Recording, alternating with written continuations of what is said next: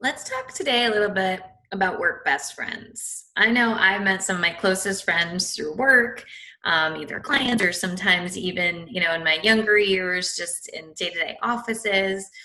And one of the things that I find interesting is work best friends have a lot of influence on us.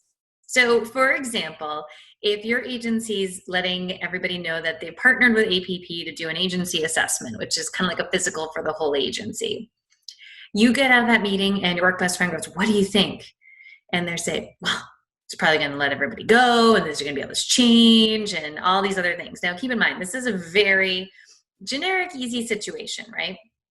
So you can go down that path, or we can take the opportunity to say, "Hey, I think that it could be good," or "Let's wait and see," or "Let's give it a shot. Let's see if it works." You have the opportunity to influence people all day long. And so I say this first of all, if you have a work best friend, and we've all been kind of working socially distant, a little remote, check it out. If you're doing a lot of texting, if you're doing a lot of Slack or different levels of communication back and forth, you may need to look and say, from an objective point of view, is this positive? If you go, "Can you believe this? I found another mistake in so and so's file," that's not going to get us very far ahead. Now, on the flip side, if your work best friend is empowering you and saying, "Hey, great job. I saw that you saved that account," or, "Hey, I know you just had a tough call. Are you cool?" Those are the kind of work best friends that you want. But I think that it's often, and you could do this, by the way, with personal life, your family. I do this all the time because my family's not always known to be the most happy, positive, go lucky people on the face of the planet. You got to look at the communication and what is it centered around? Is it centered around excitement and gratitude and things that pump us up? Or is it centered around, like, "Did you know that so and so did this?" Which is gossip and small and difficult.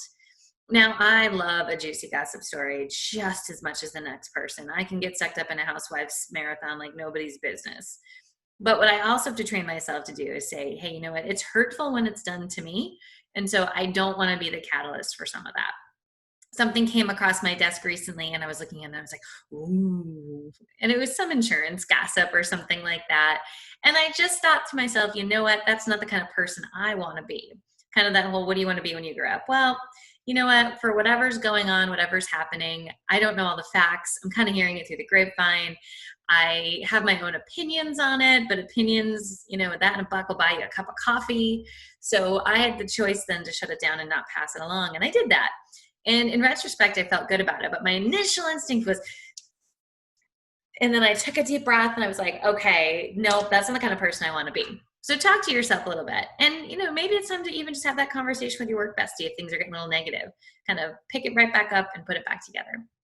Anywho, that's our message for the day. Cherish your work best friend, but make sure it's a healthy, positive relationship because your career is on the line.